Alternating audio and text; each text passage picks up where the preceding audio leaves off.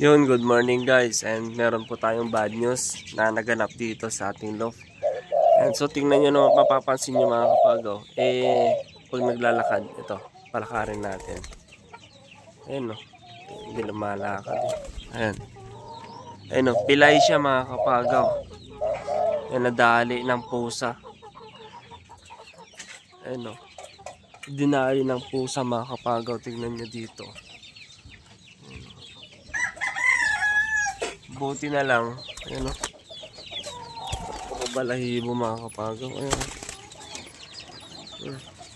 Dinali ng pusa, buti na lang hindi kinain yung anak, ayun o.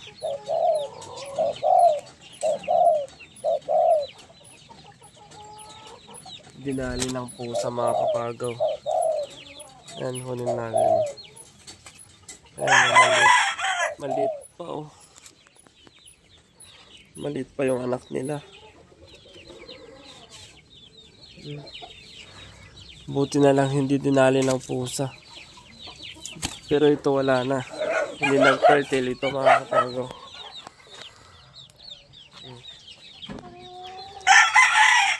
Nagpipilay siya mga kapagaw. Oh. Hindi ko alam kung saan yung tama niya. Alam ko din sa problema na naman natin yun. Lalagyan ko na naman ng screen yun para hindi pa madali itong mga yan o, pipilay siya. Ito yung mga alaga. Yan, tignan nyo. Pag maglalakad yan, titignan yung anak niya.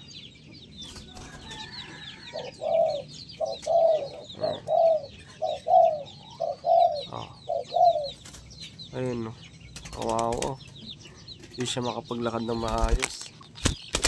Si Bronson naman no. Namiss na naman akong asarin.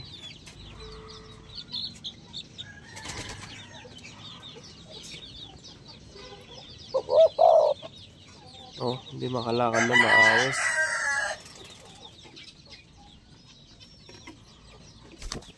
Kahit ganun talagang pupuntahin pa rin yung anak nyo para lang mapakain siya, yung anak nila.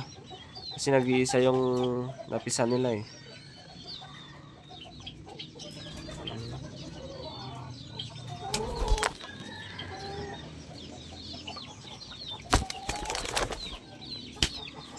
Oo naman. So, ayun mga kapagaw, ang naisip-isip ko mga kapagaw, uhulihin ko na lang to at ilalagay ko dito para mas safety na nakalagay sila dito sa kulungan natin. Ayan. Lalagay ko na rin dito sila mga kapagaw. Kaya nito naka-safety sila. Ayan. So ilalagay ko na lang dito tapos i-handfeed ko na lang yung anak nila. Ayan. So ayun o, kawawa. So huliin natin yan para tingnan natin yung kanyang sugat, kung ano yung nasa kanyang sugat mga kapagaw. Ayan o. Ayan. Hindi siya nakakakain yan na maayos kasi masakit yung at may nararamdaman siya mga kapagaw. Ayan, so huli na lang natin mga kapagaw.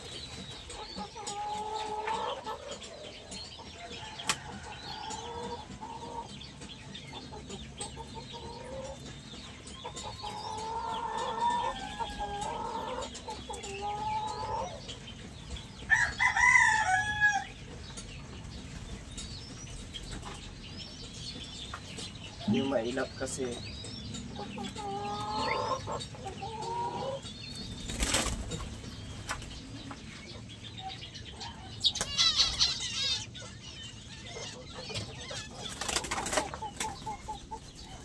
mailap ko, mailap.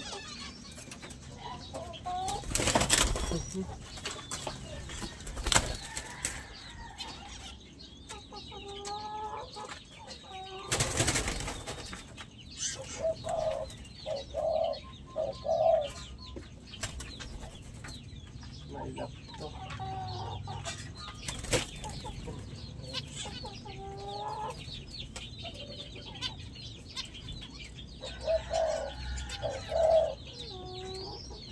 Ayan o. Merong konting pasa dito sa pakpak niya mga kapagaw. Ayan o. Tapos tingnan natin dito sa kanyang katawan kung meron. Yan, puro pakpak lang oh.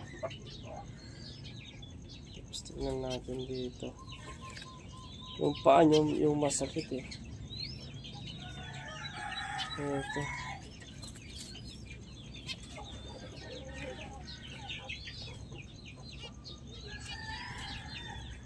Wala yung pakpak lang mga kapagaw. Ayan. Buti na lang hindi siya nadakma ng pusa. Ayan. So ilalagay natin dito sa kulungan mga kapagaw.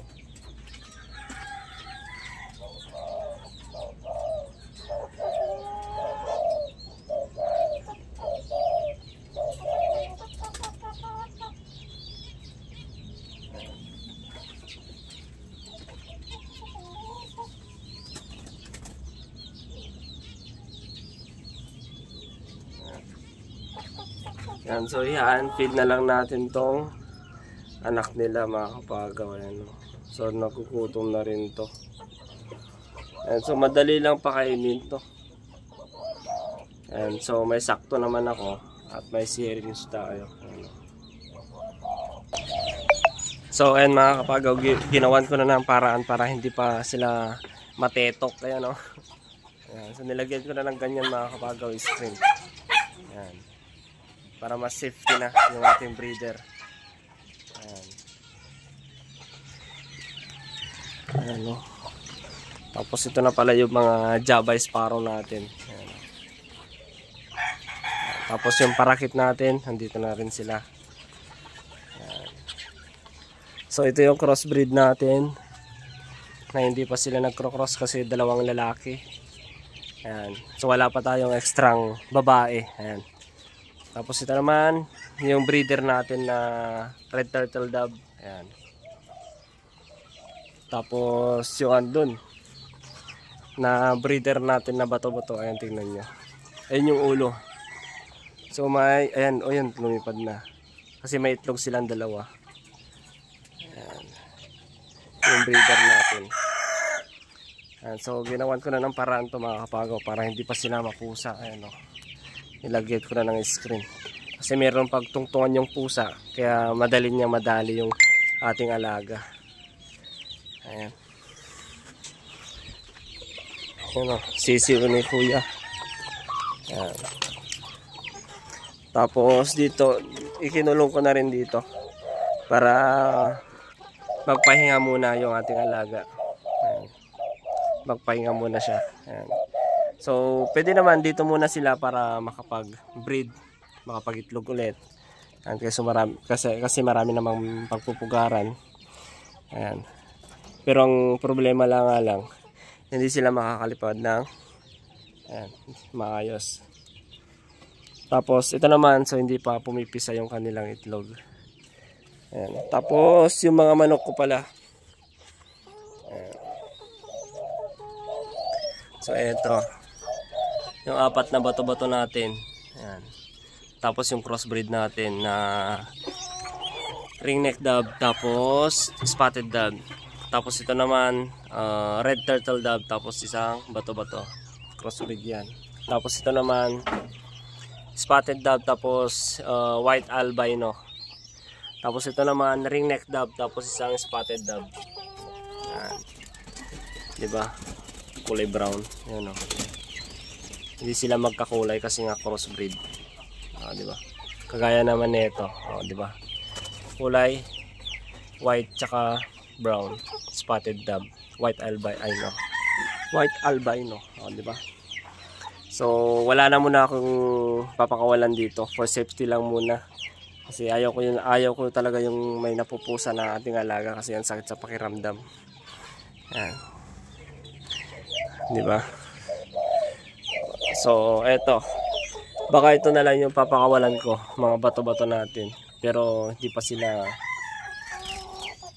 nag-breed. Ayan. So, ito na yung isa nating breeder. Ayan. Mga bato-bato natin. So, nagugutom na sila. Ayan.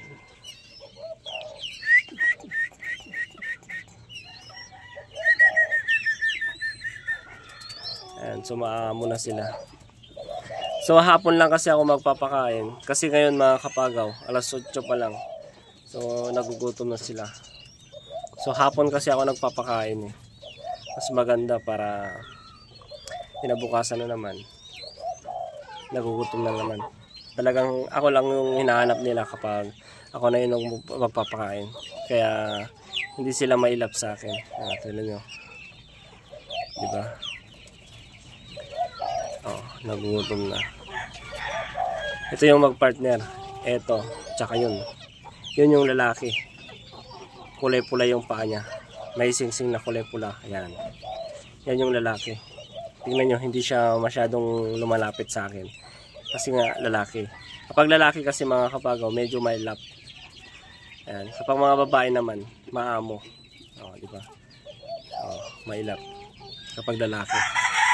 Ito naman, oh. Sanay na to. Mas maamo kasi itong mga spotted dove tsaka mga ringneck. Pero mas talaga mas solid yung mas amo nito, ringneck dove.